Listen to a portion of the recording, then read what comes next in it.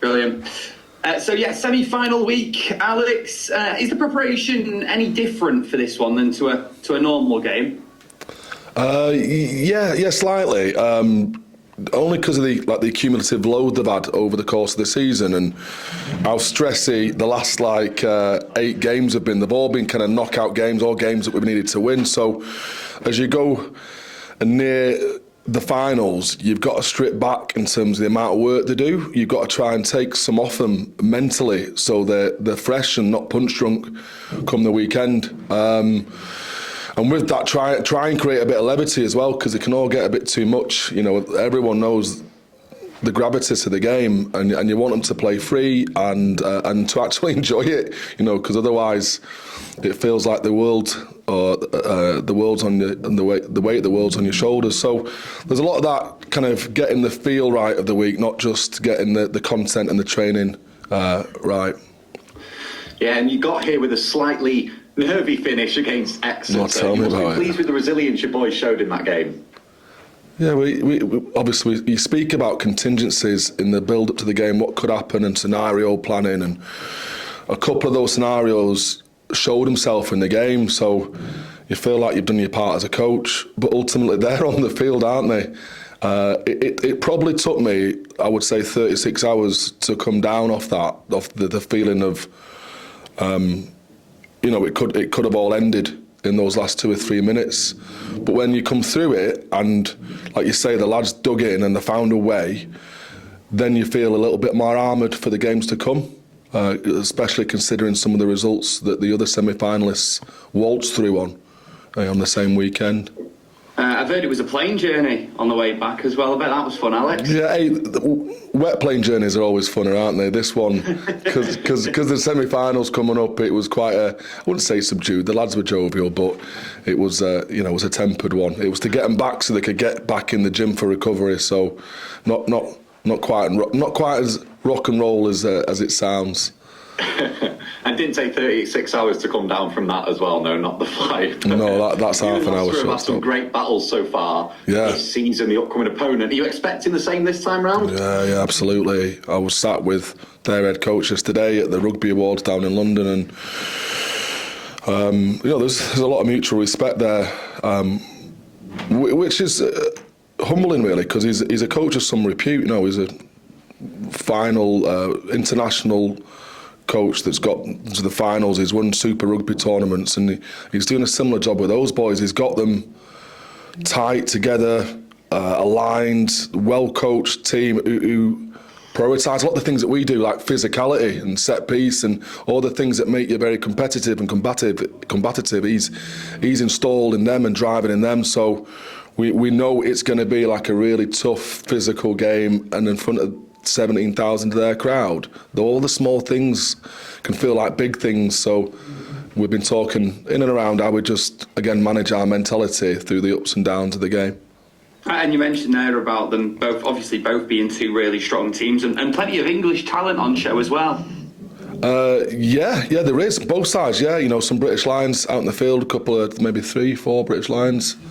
They've got one, we've got 2, and we've got another 10 in the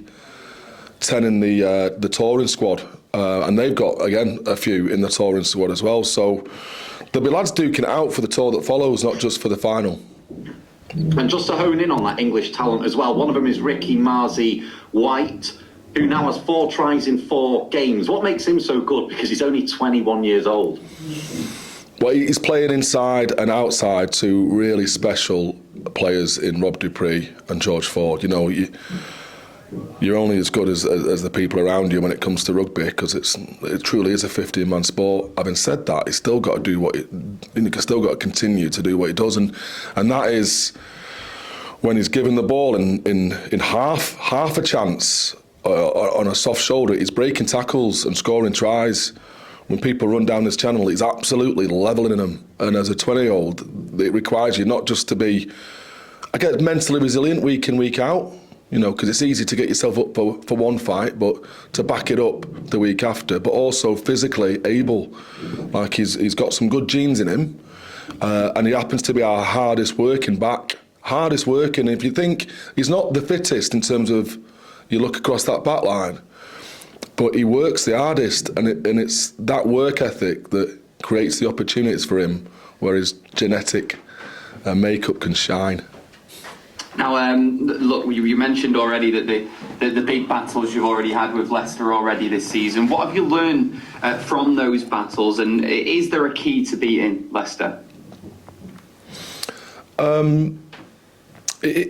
Leicester or anyone at this end of the season, it sounds really boring, but being better at the basics, actually simplifying what you do when things aren't going well, doubling down on the aspects of the game that have served you well over the course of the season, and not trying to overreach and make the big play. That's in general terms. Specifics, gain line battle, like the collisions on the gain line either side of the ball, all important, and set piece. You know, we got them in the first half last time we played them, and they dealt to us in the second. They beat us up in the second, and you know, it's got to be, we talked about it just then, it's not 50, 60 minutes won't do.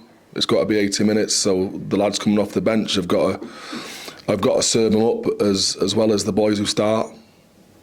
It'll be a great crowd as well, won't it, at Welford Road? How do you block out that partisan crowd? Difficult, really. You know, a strong focus on concise comms, like the big comms and the breaks in game.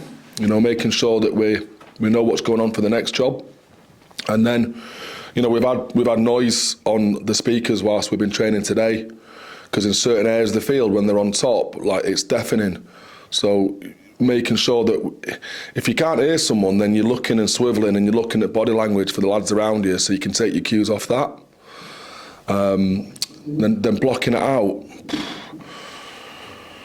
Going into this one as well, Alex, you've got a full squad to pick from. How important is that, and how much does that excite you? Oh, I think it's the first time I've ever remembered in the history of my coaching career, like going back over 18 years, that we've had a full squad to pick from. And look, they're all in form. They're not all good for 80 minutes. But in these kind of games, you know, players tend to go a little bit further than what they would, you know, in the mid-season, if they're protecting themselves a little bit for the games that follow. There's nothing on the back of this unless we get the results. So, you know, these lads will go as far as they can, and we won't play them through injury. But like I said, it's going to require all the bench to come on and finish the job. Look, obviously you don't need us to remind you. I'm sure that you've been reminded many times. You might even be reminding the players yourselves. Last time Sale won the Premiership, 2006. Do you yourself or do the team feel an extra weight of responsibility because of that? That's the responsibility, the weight that I'm talking about taking off them. You know, of course it's there, it's ever present. You know, and we stick all the text up from all the supporters up on the walls, and there's bits in that spoke about in there. But when it comes down to the game, you just got to try and simplify it and focus on the process and the performance. Yeah. Do you think your players enjoy that maybe added responsibility, though? Yeah, it's a privilege. It is a privilege. You know, we talked about that 2 years ago, getting to the final. Like, you've earned this privilege to feel pressure. So, like, feel the weight of the shirt. You know, recognise it, feel it. And that was an expression I took from Man United, actually, from Bill Bezic, who worked at Man United. They talked a lot back in the glory days, obviously not recently, of the weight of the shirt and what responsibility that brings. And again, it's things like that for certain players that lifts them, that gives them that bit of higher purpose. Will you be watching Bath Bristol on Friday night? Yeah, for sure. You'll definitely be watching them, seeing how they're going and, you know, dreaming of what could be after 80 minutes on Saturday. Alex, thank you very much for that. All the best. Thank you very much. Thanks for coming in. Cheers. Thank you, mate. Appreciate it. Al, can I just start by picking up on something that Michael Checker said about your squad and your group earlier.